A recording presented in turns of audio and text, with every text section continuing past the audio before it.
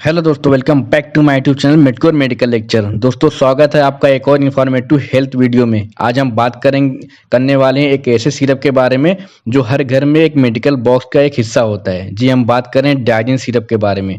अगर आपको gas, acidity, पेट की जलन या इंडाइजेशन का प्रॉब्लम होता है तो ये वीडियो आपके लिए है। इस वीडियो में हम कवर करेंगे ये डाइजिन सिरप क्या होता है, उसके कंपोजिशन के बारे में बात करेंगे कि ये किन किन इंग्रेडिएंट से मिलाकर सिरप को तैयार किया जाता है। उसके अलावा हम बात करेंगे कि ये कैसे काम करता है, इसकी यूजेस के बारे में बात करेंगे, इसके सही डोजेस के बारे में कि बच्चों में और बड़ों में क्या क्या डोजेज होंगी, और उसके साइड इफेक्ट के बारे में बात करेंगे। उसके साथ साथ कुछ इंपॉर्टेंट टॉपिक के बारे में, इंपॉर्टेंट टिप्स के बारे में बात करेंगे। दोस्तों, जो लोग चैनल पर नए हैं प्लीज चैनल को सब्सक्राइब कर लें, और सब्सक्राइब करने के बाद बेल आइकन को प्रेस करके नोटिफिकेशन को ऑन कर लें। वीडियो को लाइक करें, शेयर करें और कमेंट करें दोस्तों। तो चलिए दोस्तों, टॉपिक को शुरू करते हैं और देखते हैं कि डाइजिन सिरप होता है क्या है। दोस्तों, वीडियो को पूरा फुल वॉच करें, बहुत ही इंफॉर्मेटिव वीडियो है दोस्तों। चलिए टॉपिक को शुरू करते हैं। डाइजिन सिरप एक एंटासिड है, यानी कि ये एक एंटासिड सिरप होती है जो कि गैस या एसिडिटी और इंडाइजेशन को ट्रीट करने के लिए इस सिरप का इस्तेमाल होता है। ये ओटीसी यानी कि ओवर द काउंटर, ये एक ऐसी मेडिसिन होती है, मतलब कि इसके लिए डॉक्टर के प्रिस्क्रिप्शन की ज़रूरत नहीं होती है, लेकिन फिर भी इसका सही तरीका और उसके सही डोज को पता करने के लिए डॉक्टर से एक बार कंसल्ट ज़रूर करें। यानी कि ऐसी मेडिसिन होती है कि हमें इसके डॉक्टर के प्रिस्क्रिप्शन की ज़रूरत नहीं होती है। हमें अगर इमरजेंसी में इसको लेना हो तो हम बिना डॉक्टर के सलाह के ले सकते हैं, लेकिन डोज और उसकी सही मात्रा इस्तेमाल करने के लिए डॉक्टर से एक बार कंसल्ट ज़रूर करें। इसका काम होता है स्टोमक एसिड को न्यूट्रलाइज करना, यानी कि इसके अंदर जो इंग्रेडिएंट्स होते हैं वो क्या करते हैं कि जो हमारे स्टोमक में जो एसिड होती है उनको न्यूट्रलाइज करते हैं, जिससे पेट में थोड़ी जलन हो, खट्टी डकारें हुई और पेट के में फूलने जैसे सिम्टम में रिलीफ मिलता है। चलिए अब हम बात करते हैं दोस्तों इसके अंदर कंपोजिशन के बारे में बात करते हैं कि ये किन किन कंपोजिशन, इनके अंदर क्या क्या इंग्रेडिएंट पाए जाते हैं। चलिए बात करते हैं डाइजिन सिरप के कंपोजिशन के बारे में। इसमें मेनली 3 एक्टिव इंग्रेडिएंट्स होते हैं। पहला जो होता है मैग्नीशियम हाइड्रोक्साइड होता है, दूसरा जो होता है एल्युमिनियम हाइड्रोक्साइड होता है, तीसरा जो होता है सेमिथिकोन होता है। अब देखते हैं दोस्तों कि मैग्नीशियम हाइड्रोक्साइड का क्या काम होता है।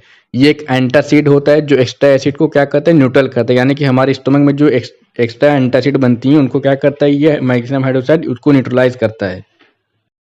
और जो दूसरा होता है एल्युमिनियम हाइड्रोक्साइड, ये स्टोमक की लाइनिंग को प्रोटेक्ट करता है और एसिड के इरिटेशन को कम करता है, यानी कि जो हमारे स्टोमक की इनर लाइनिंग होती है उनको इरिटेशन से बचाता है, उनकी लेयर को प्रोटेक्ट करता है। और सेमिथिकोन ये एक एंटी फोमिंग एजेंट होता है जो गैस के बबल्स को तोड़ता है, जिससे ब्लोटिंग और फार्टिंग कम होती है। यह कहता है कि बहुत ज़्यादा एसिडिटी होती है, जो बबल्स होते हैं हमारे स्टोमक के अंदर, उनको क्या करता है, बहुत सारे सिंपल पार्ट में तोड़ता है, जिससे इजिली जो गैस होती है पास होती है।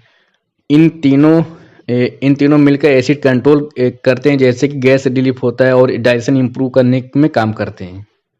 अब हम दोस्तों बात करते हैं कि सिरप के यूजेस के बारे में, उसको कैसे यूज़ करना चाहिए। डाइजिन सिरप का यूज़ आप कर सकते हैं जब आपको ये सारी दिक्कतें देखने को मिलती है, जैसे कि पेट में जलन का एहसास हो, खट्टी डकारें आती हैं, इंडाइजेशन या बदहजमी हो, फास्ट फूड या ऑयली फूड खाने के बाद डिस्कम्फर्ट हो, यानी कि बहुत ही ज़्यादा कच्ची डकारें आती हैं फास्ट फूड खाने के बाद, ये ज़्यादा मसालेदार स्पाइसी फूड खाने के बाद ऐसा अगर होता है, आपको सीने में जलन का एहसास होता है, तो उन कंडीशन में सिरप का इस्तेमाल करते हैं। उसके अलावा ब्लोटिंग या पेट फूलना महसूस हो, अगर बहुत ही ज़्यादा पेट फूल रहा हो और उसमें एसिडिटी की समस्या हो, एसिडिटी की वजह से चेस्ट में जलन हो, अगर बहुत ज़्यादा जो एसिड रिफ्लेक्स होता है, कभी खाना ऊपर की तरफ आता है, तो उन कंडीशन में सिरप का इस्तेमाल करते हैं।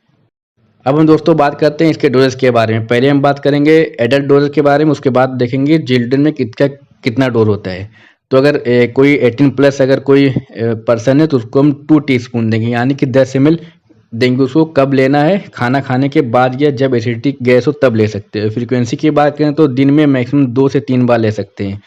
कैसे लेना है, डायरेक्ट लिक्विड फॉर्म में या डॉक्टर के कहने पर, यानी कि इसको ऐसे ही ले सकते हैं कि इसको ऐसा नहीं कि खाली पेट या खाना खाने के बाद किसी भी तरीके से इस्तेमाल कर सकते हैं, लेकिन बेहतर ऐसा भी खाना खाने के बाद ही इस्तेमाल करें। अब हम दोस्तों बात करते हैं कि इसके चिल्ड्रन डोज के बारे में, और चिल्ड्रन में भी किसको देंगे, जो 6 साल से 12 साल के बच्चे, यानी कि 6 साल से ऊपर के बच्चों को देंगे, और 6 साल के कम उम्र के बच्चों को ये सिरप नहीं दी जाती है।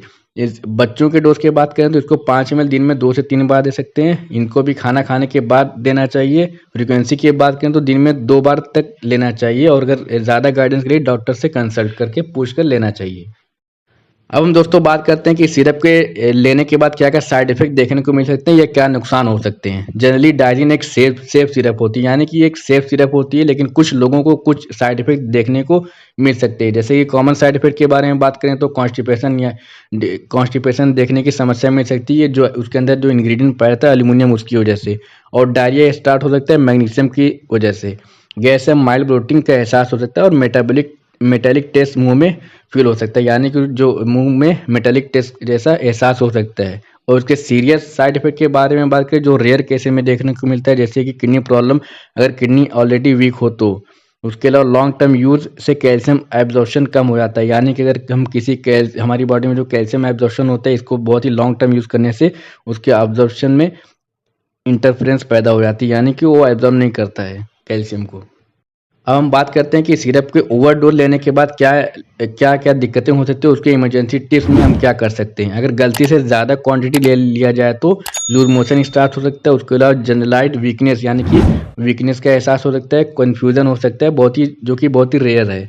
उसके अलावा डिहाइड्रेशन हो सकता है। तो इन केस में क्या करें, ज़्यादा से ज़्यादा पानी पिएं, और अगर कंडीशन सीरियस हो तो इमीडिएटली डॉक्टर से मिलें और उनसे कंसल्ट करें, उनसे राय लें कि आगे क्या करना है। अब हम दोस्तों इस सिरप के प्रिकॉशंस के बारे में बात करेंगे। तो डाइजिन लेने से पहले कुछ चीज़ें ध्यान में रखें, जैसे कि प्रेगनेंसी में जनरली सेफ है, पर डॉक्टर की सलाह से लें।